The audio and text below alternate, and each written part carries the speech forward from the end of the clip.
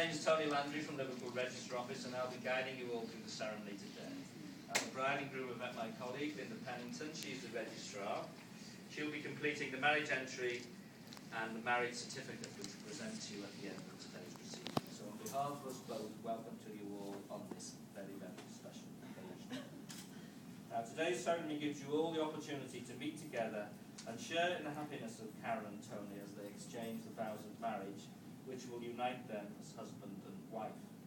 Now, these vows are a formal and public pledge of their love and a promise of the lifelong commitments they will be making to each other. Now, for those of you who've never attended a civil wedding, allow me to explain the proceedings to you. It is a short but formal ceremony, and although brief, it is just as valid as any other.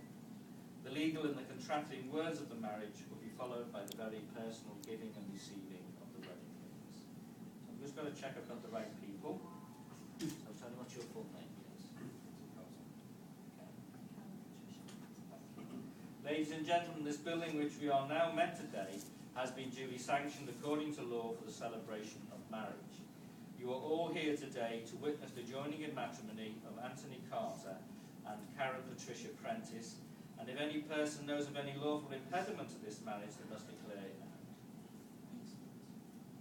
We now have our first reading from Sophie, entitled I Carry Your Heart.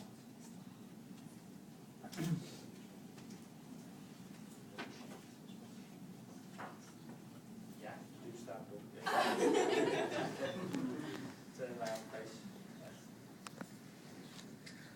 I carry your heart with me, I carry it in my heart. I am never without it, anywhere I go, you go my step. And whatever is done, I only know is your doing, my darling.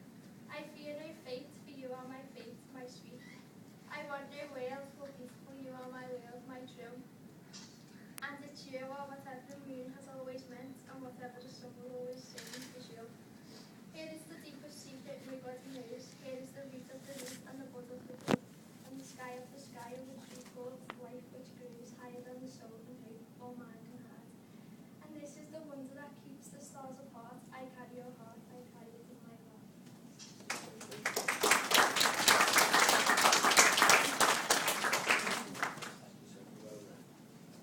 Now, marriage requires closeness and distance, closeness of a couple going together, and enough distance to allow each partner to be an individual.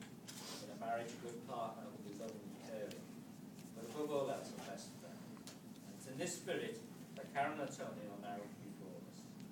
In each other they have found happiness, fulfillment and love, and now wish to live with the commitment and understanding that marriage represents. And can you all please stand for the formal part of the ceremony? Now, before you are joined in matrimony, I have to remind you of the solemn and binding character of the vows you are about to make. Marriage, according to the law of this country, is the union of one man with one woman, voluntarily entered into for life, to the exclusion of others. But it's much more than that. Marriage is intended to provide love and comfort, which each should offer in times of joy or sorrow.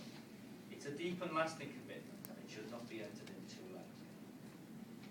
I'm now going to ask you each in turn to declare there's no lawful reason why you should not be married to each other. And these are simply a few words which are said in turn after me. I always start with the group. Okay, Tony?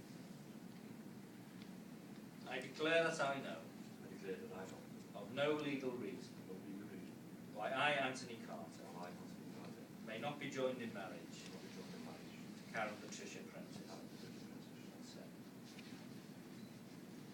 I declare that I know of no legal reason why I, Karyn Patricia Prentice, may not be joined in marriage to Anthony Carter. Well said. I have declared you are legally free to marry each other. The solemn moment has now arrived for you both to contract your marriage before your family and friends gathered here today. In saying these words to each other, I want to turn and face each other and hold hands. Now, when two people pledge to love and care for each other in marriage, they create a spirit unique to themselves, and this binds them closer than any spoken or written words. Because marriage is a promise, a potential made in the hearts of two people who love, which takes a lifetime to fulfill. So please repeat after me the contracting words when you take each other to be husband and wife. You're saying these words to each other, and again we start with you, Tony.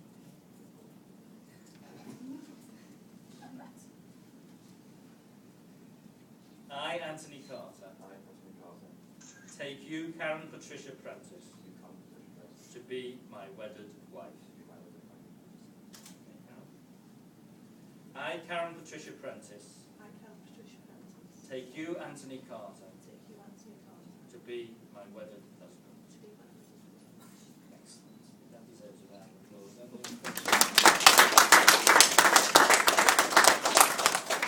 Now we now come to that very special part of every marriage ceremony, the giving and the receiving of the wedding rings. And this is the traditional way of sealing the solemn vows that have just been made. And for this part of the ceremony, you can all be seated again. And we have a very special person here, Lord of the Rings, Adam. Who is he? Good lad. Stand in front of the bride and groom. They'll try those.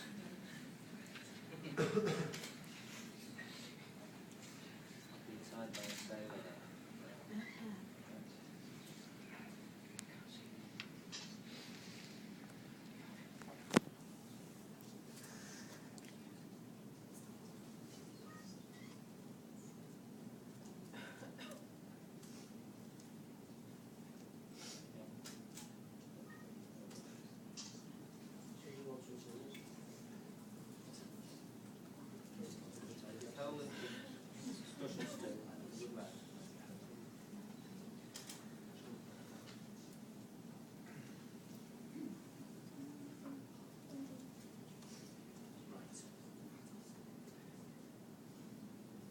Now, rings are objects of adornment. Whilst in a single lifetime we will have many of these, we'll have amongst them always the ones which are most precious to us. Tony, I want you to take Karyn's wedding ring, please. Place it on the third finger of her left hand and hold it in position. Please repeat after me. Thank you, Paul. Karyn, I give you this ring And I give you this ring on our wedding day on our wedding day, as a symbol of our marriage as a symbol of our marriage, and a token of our love. as a symbol of our love. Can you take Tony's wedding ring, please? Third finger, left hand. Hold it in position. Repeat after me. Tony, I give you this ring Tony, I give you this ring on our wedding day on our wedding day, as a symbol of our marriage, as a symbol of our marriage. a token of our love. May these rings from this day forward be your most treasured adornment, and may the love they symbolize be, to the end of your days, your most precious possession. Okay, Adam, that's fine, thank you. I think you deserve a round of applause.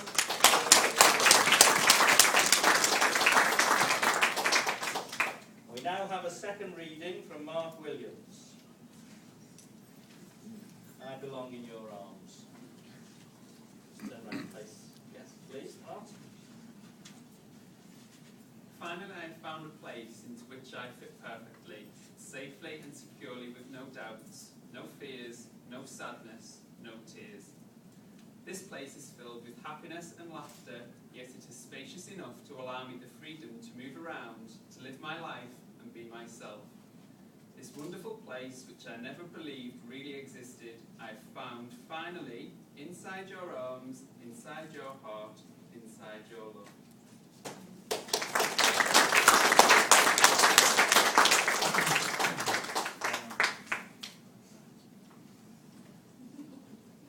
Now the wedding ring is the unbroken circle, symbolising an ending and everlasting love. It's the outward sign of the lifelong promises you've made to each other today, both in the contracting words when you took each other to be husband and wife, and in exchanging your wedding rings together. For Karyn and Tony, your wedding day today is the fulfilment of one dream and the beginning of so many others. And I know it's the hope of everyone here today that the love and friendship you are so obviously sharing continues to your marriage. Finally, you both made all the declarations required by law. You've entered into a solemn and binding contract with each other in the presence today of your family and friends. And it's my very great pleasure to announce to everyone gathered here, you are now husband and wife together. Congratulations to you both.